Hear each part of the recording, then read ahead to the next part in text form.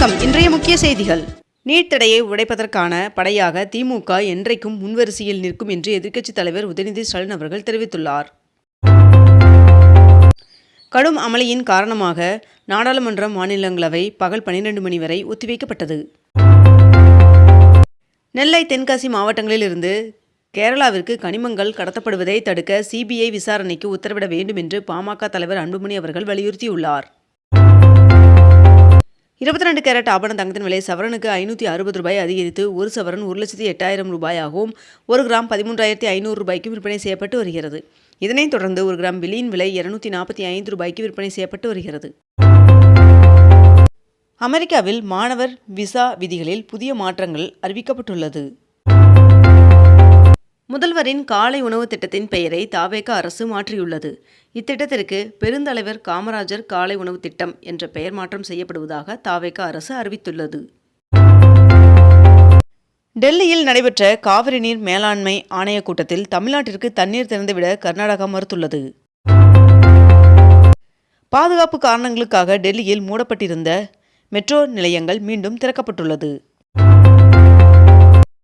எல்லை தாண்டி மீன் பிடித்ததாக கூறி ராமேஸ்வரம் மீனவர்கள் 9 பேரை இலங்கை கடற்படை கைது செய்தது.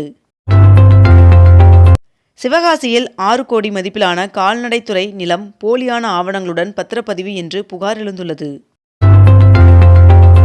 தமிழகத்தில் டாஸ்மாக் பணியாளர்களுக்கு இஎஸ்ஐ மருத்துவ திட்டத்தை அமல்படுத்த சுற்றறிக்கை அனுப்பப்பட்டுள்ளதாக தகவல் வெளியாகியுள்ளது. சென்னை மெரினாவில் 78 லட்சத்தில் குளிர்சாதன வசதியுடன் கூடிய பேருந்து நிறுத்தம் அமைப்பதற்கான ஒப்பந்தத்தை மாநகராட்சி நிர்வாகம் கோரியுள்ளது. தமிழ்நாட்டில் 5 IAS அதிகாரிகள் இடமாற்றம் செய்து உத்தரவிடப்பட்டுள்ளதாக தகவல் வெளியாகியுள்ளது. நாடு முழுவதும் கடந்த மாதம் நடத்தப்பட்ட ஆய்வில் 159 தரமற்ற மருந்துகள் கண்டுபிடிக்கப்பட்டுள்ளது.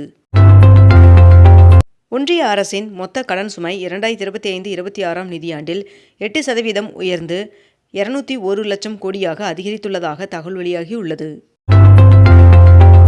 இன்று தமிழகத்தில் ஒரு சில இடங்களிலும் புதுவை மற்றும் காரைக்கால் பகுதிகளிலும் இடிமின்னலுடன் கூடிய லேசான முதல் மிதமான மழை பெய்ய வாய்ப்புள்ளதாக வானிலை மையம் தகவல் தெரிவித்துள்ளது. தமிழகத்தில் பட்ஜெட் கூட்டத்தொடர் ஆகஸ்ட் 5ஆம் தேதி தொடங்கும் என்று சபாநாயகர் பிரபாகர் அவர்கள் தெரிவித்துள்ளார். இந்தியாவின் தலைமையில் பிரிக்ஸ் அமைப்பின் சுகாதார அமைச்சர்கள் மற்றும் நிபுணர்கள் பங்கேற்கும் உச்சி மாநாடு சண்டிகரில் நேற்று தொடங்கியது. புதுச்சேரி ஜிப்மரில் அதிநவீன மருத்துவ நோய் எதிர்ப்பியல் ஆய்வகம் திறக்கப்பட்டுள்ளது. பழனியில் கோவில் நில முறைகேடு தொடர்பாக முன்னாள் இணை ஆணையரிடம் சிபிசிஐடி விசாரணை மேற்கொண்டுள்ளது. 2026ஆம் ஆண்டிற்கான உலகின் மகிழ்ச்சியான நகரங்களின் பட்டியல் வெளியிடப்பட்டுள்ளது.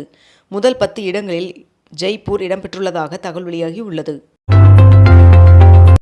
அமெரிக்க அதிபர் டொனால்ட் ட்ரம்ப் அவர்கள் தனது தற்காலிக 10% உலகளாவிய வரி வெள்ளிக்கிழமையுடன் காலாவதியாக உள்ள நிலையில் பல நாடுகள் மீது புதிய வரிகளை விதிக்க திட்டமிட்டுள்ளதாக தகவல் வெளியாகியுள்ளது.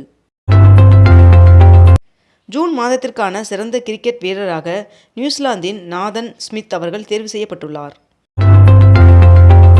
போர் அச்சம் நிலவினாலும் பேச்சுவார்த்தைக்கு தயாராக இருப்பதாகவும் ஆனால் மிரட்டலுக்கு பணிய மாட்டோம் என்றும் ஈரான் வெளியுறவுத்துறை துணை அமைச்சர் தெரிவித்துள்ளார். இந்தியாவின் கல்வி முறையை RSS கைப்பற்றிவிட்டது என்று ராகுல் காந்தி அவர்கள் தெரிவித்துள்ளார். உத்தரப்பிரதேசத்தில் கல்லூரி மாணவிகளுக்கு இலவச ஸ்கூட்டி வழங்க அமைச்சரவை ஒப்புதல் வழங்கியுள்ளதாக தகவல் வெளியாகியுள்ளது. தமிழ்நாட்டில் வருகின்ற 27ஆம் தேதி வரை மழை பெய்வதற்கான வாய்ப்பு இருப்பதாக வானிலை மையம் தகவல் தெரிவித்துள்ளது. தமிழ்நாடு வீட்டு வசதி வாரியத்தின் தலைவராக தவேக சென்னை வடமாவட்ட செயலாளர் சிவா அவர்கள் நியமனம் செய்யப்பட்டுள்ளார். பஜாஜ் ஆட்டோ நிறுவனம் 2026ஆம் ஆண்டின் முதல் காலாண்டில் 3226 கோடி ரூபாய் நிகர லாபம் ஈட்டியுள்ளதாக தகவல் தெரிவிக்கப்பட்டுள்ளது. தமிழகத்தில் இந்து சமய அறநிலைத்துறை கட்டுப்பாட்டில் உள்ள 8193 கோவில்களுக்கு பரம்பரை முறைவழி சாரா அறங்காவலர்கள் நியமனத்திற்கு ஆகஸ்ட் 20ஆம் தேதி வரை விண்ணப்பிக்கலாம் என்று தெரிவிக்கப்பட்டுள்ளது. பொள்ளாச்சியில் நீர்வளத்துறையில் அறிவிக்கப்பட்ட 22 டெண்டர்கள் ரத்து செய்யப்பட்டுள்ளதாக தகவல் வெளியாகியுள்ளது. அசாம் மாநிலத்தில் ஏற்பட்ட கனமழை மற்றும் வெள்ளத்திற்கு 3,62,000 மக்கள் பாதித்துள்ளனர். மேலும் 10 பேர் உயிரிழந்துள்ளதாக தகவல் வெளியாகியுள்ளது. டிஜிட்டல் பண பரிவர்த்தனைகளில் உலகளாவிய அளவில் இந்தியாவின் நிலை தொடர்ந்து வலுப்பெற்று வருகிறது. இதனை மெய்ப்பிக்கும் விதமாக இந்தியாவில் UPI பயன்படுத்துவோரின் மொத்த எண்ணிக்கை 55 கோடியாக அதிகரித்துள்ளது. திருநெல்வேலி மாநகராட்சியில் குடிநீர் கட்டணத்தை 5 முதல் 200% வரை உயர்த்த மாமன்ற கூட்டத்தில் தீர்மானம் நிறைவேற்றப்பட்டுள்ளதாக தகவல் வெளியாகியுள்ளது. TNPSC நடத்தும் தொழில்நுட்ப பணி தேர்விற்கான தேதி அறிவிக்கப்பட்டுள்ளது. தஞ்சாவூரில் ஹாம்லி டவர்ஸ் என்ற நவீன தகவல் தொழில்நுட்ப வணிக கோபுரம் திறக்கப்பட்டுள்ளது.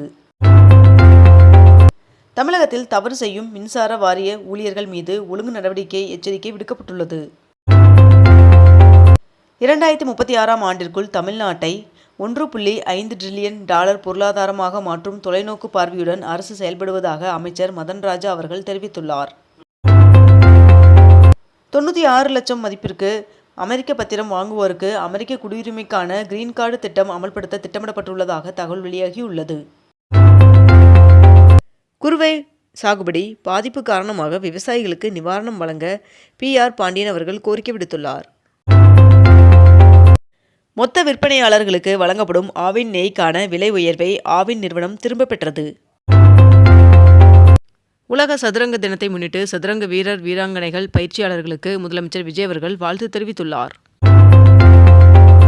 நாடாளுமன்ற மழைக்கால கூட்டத்தொடர் நாட்டு மக்களுக்கு பயனுள்ளதாக இருக்கும் என்று பிரதமர் நரேந்திர மோடி அவர்கள் தெரிவித்துள்ளார். பட்ஜெட்டில் இடம்பெற வேண்டிய சுற்றுலாத்துறை திட்டங்கள் குறித்து முதலமைச்சர் விஜய் அவர்கள் ஆலோசனை நடத்தினார். பாதுகாப்பு காரணங்களுக்காக டெல்லியில் 5 மெட்ரோ நிலையங்கள் தற்காலிகமாக மூடப்பட்டுள்ளன. நீர்வரத்தின்றி காணப்படும் சுருளி அருவிக்கு சுற்றுலா பயணிகள் செல்ல வனத்துறை தடை விதித்துள்ளது. தமிழ்நாட்டில் 2576 கோடி ரூபாயில் 3 ரயில் பாதை திட்டங்களுக்கு ரயில்வே வாரியம் ஒப்புதல் வழங்கியுள்ளதாக தகவல் வெளியாகியுள்ளது. தமிழகத்தின் VS ரத்தன்வேல் அவர்கள் இந்தியாவின் 99வது கிராண்ட் மாஸ்டர் ஆனார். மருத்துவ படிப்பிற்கான நீட் தேர்வில் இந்த ஆண்டு கட் ஆஃப் மதிப்பெண் வரலாறு காணாத அளவில் உயர்ந்துள்ளது. இந்திய அணியின் முன்னாள் கேப்டனான விராட் கோலி அவர்கள் மற்றும் ரோஹித் சர்மா ஆகியோர் 400 சர்வதேச போட்டிகளில் ஒன்றாக இணைந்து விளையாடிய முதல் இந்திய ஜோடி என்ற பெருமையை பெற்றனர். தமிழகத்தில் நடைபெறவுள்ள இடைத்தேர்தலில் இடதுசாரிகள் தனி அணியாக செயல்படுவார்கள் என்று மார்க்சிஸ்ட் கம்யூனிஸ்ட் கட்சியின் மாநில செயலாளர் சண்முகம் அவர்கள் தெரிவித்துள்ளார். முதலமைச்சர் விஜய் அவர்களுக்கு வியாபாரி குடும்பத்திற்கு அரசு வேலை வழங்கியதற்காக தமிழ்நாடு வணிகர் சங்கம் நன்றி தெரிவித்துள்ளது. இத்துடன் இன்றைய தலைப்புச் செய்திகள் நிறைவடைந்தன. மேலும் இதுபோன்ற அண்மை தகவல்களை உடனுக்குடன் தெரிந்து கொள்ள அக்னிபூ சேனலை சப்ஸ்கிரைப் செய்து கொண்டு தொடர்ந்து இணைந்திருங்கள். நன்றி, வணக்கம்.